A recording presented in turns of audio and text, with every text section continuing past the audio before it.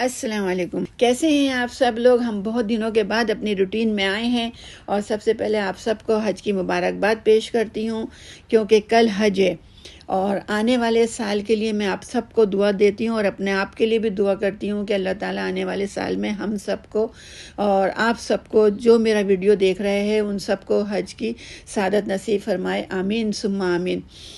اچھا، تو ہمارے اتنے مصروف رہنے کی جو وجہ تھی وہ ہم آپ کو ڈسکس کرنا چاہتے ہیں، اور اگر نہیں بتائیں گے تو آپ لوگ سمجھیں گے نہیں۔ خوشی کی بات ہے، خوشخبری تھی جو ہم لوگ اتنے مصروف تھے، تو وہ آئندہ انشاءاللہ تعالیٰ میں تفصیل سے بتاؤں گی آپ کو، تھوڑی سی اس کے اندر خوشی پراٹھے جل رہے ہیں ہمارے صبح کا یہ ناشتہ بنا رہے ہیں، صبح کے وہی 5 بجے ہمیں تو ایسی کھانے کی پڑ جاتی ہے جیسے ہم لوگ بھوکے سوئے ہیں، لیکن کیا کریں، ہمیں ایک عادت پڑی ہوئی ہے صبح ہی صبح ناشتہ کرنے کی نا، پھر اس کے بعد اپنی روٹین پہ ہم آ جاتے ہیں واپس سے۔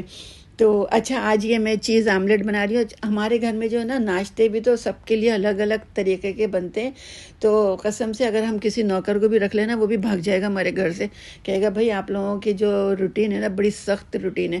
اچھا، کوئی چیز آملیٹ کھاتا ہے، کوئی ہاف فرائی کھاتا ہے، تو کوئی بوائل کھاتا ہے۔ بوائل بھی سخت نہیں کھانا، ان کو بھی ہاف بوائل کھانا ہے۔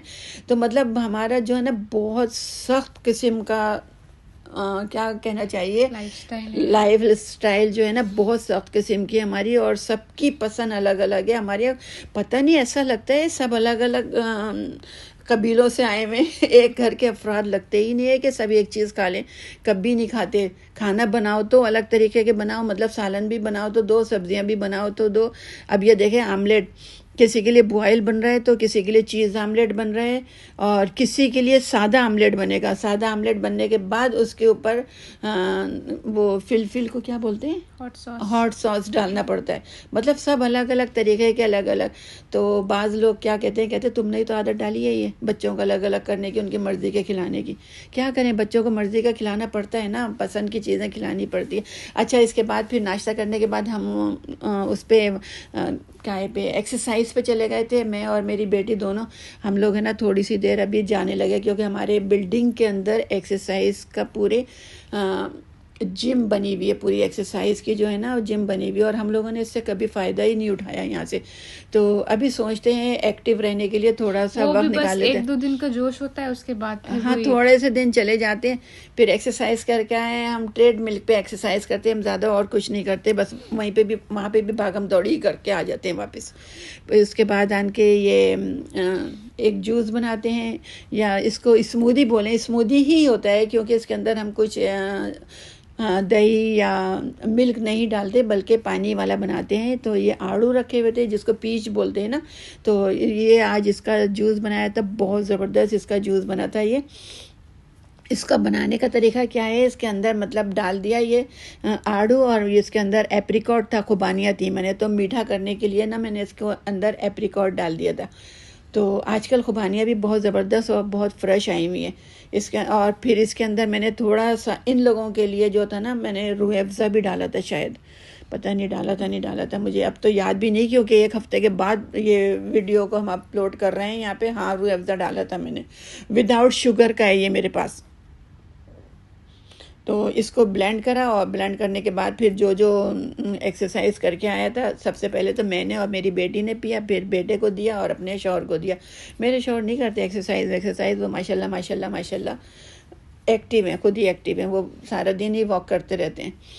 تو ہم دونوں چلے جاتے ہیں، میری بیٹی اور میں چلے جاتے ہیں۔ حالانکہ بیٹی کا وزن اتنا نہیں ہے، آپ کو بتاؤں گی تو آپ لوگ دانتوں میں انگلیاں دیں گے جتنا وزن ہے اس کا، لیکن پھر بھی۔ اس کے بعد میں نے اس کے اندر پسا ہوا زیرہ بھنا ہوا ڈالا تھا، روسٹ ہوا زیرہ پیس کے رکھا تھا، وہ ڈالا تھا، اور تھوڑا سا اس کے اندر ونچ پنچ، چنی سی والی ونچ پنچ کی نا میں نے سالٹ ڈالا تھا اس کے اندر، تو بہت زبردست اس کا ٹیسٹ ہو گیا تھا۔ تو اس طرح میں نے یہ بنا لیا تھا۔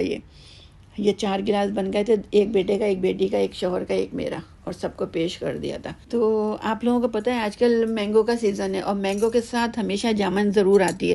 لیکن یہاں یو اے ای کے اندر یہ تھا کہ آم تو آ جاتے ہیں, جامن نہیں آتی تھی کبھی بھی. لیکن کسی نے ہمیں اطلاع دی, میرے ہی کسی دوست نے کہا کہ ارے پاکستانی سپر مارکیٹ میں جامنیں بہت آئی ہوئی ہیں.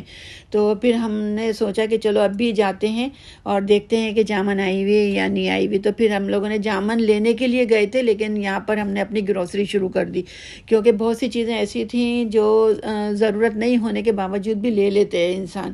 تو پھر ہم لوگوں نے کچھ چیزیں ایسی لیں, کچھ فروٹ لیے, کچھ جو زبردست اچھا لگ رہا تھا, فریش لگ رہے تھے, تو وہ ہم نے لے لی. اور اس کے بعد پھر ہم نے جامنوں کے قریب آئے. پہلے سب کچھ یہ گروسری کرنے کے بعد پھر ہم جامنوں کی طرف گئے تھے.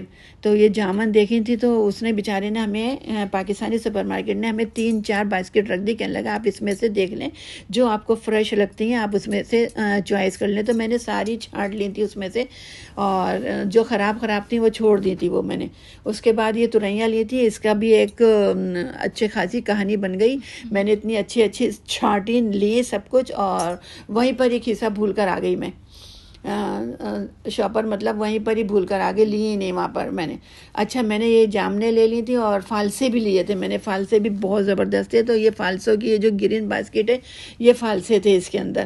تو اس نے کیا کرا تھا, میں 7 باسکٹ بھی دے دی تھی. کہنے لگا کہ آپ اس میں رکھیں گے تو اس میں رکھ کے فریج میں رکھیں گے تو آپ کے جامن بھی اور فالسے بھی خراب نہیں ہوں گے. تو میں نے کہا اس سے اچھی کیا بات ہے, بغیر پیسوں میں باسکٹیں بھی دے رہا ہے وہ ساتھ میں. تو اس طرح پھر گھر میں آئے, تو گھر میں آنے کے بعد پھر وہی ابایا اتارو اور دھڑ سے کچن میں گھس جاؤ. تو پھر اس وقت پھر میری بیٹی بھی میرا ساتھ دے رہی تھی. یہ کبھی کبھی جب یہ موڈی ہوتی ہے نا, جب یہ کرتی ہے کام, ورنہ تو اللہ کی توبہ, کان پکڑ لو جو کر لے یہ کبھی ہمارا ساتھ دے دے. تو ابھی کہنے لگی چلو مما آپ تھک ہار کے آئی ہیں, چلے میں آپ کے یہ سیلڈ بنا رہی تھی. میں نے کہا بہت مہربانی آپ کی, بہت میں نے آپ کو دل سے دعائیں دے رہی ہوں کہ آپ نے سیلڈ بنا لی ہے. اچھا ادھر میں نے یہ قیمہ اور آلو بنا لیے تھے.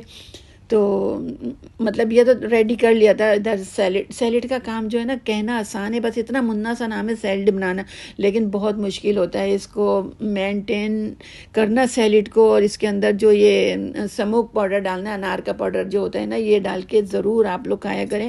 اس سے کیا ہوتا ہے, ایک تو خون بنتا ہے, اور ایک سیلڈ خالی انسان سیلڈ سے ہی پیٹ بھر لیتا ہے. اس کے بعد زیتون کا تیل لازمی ڈالیں, کیونکہ کچا زیتون کا تیل کھانے کے کچھ فائدے کچھ اور ہی ہیں اس کے.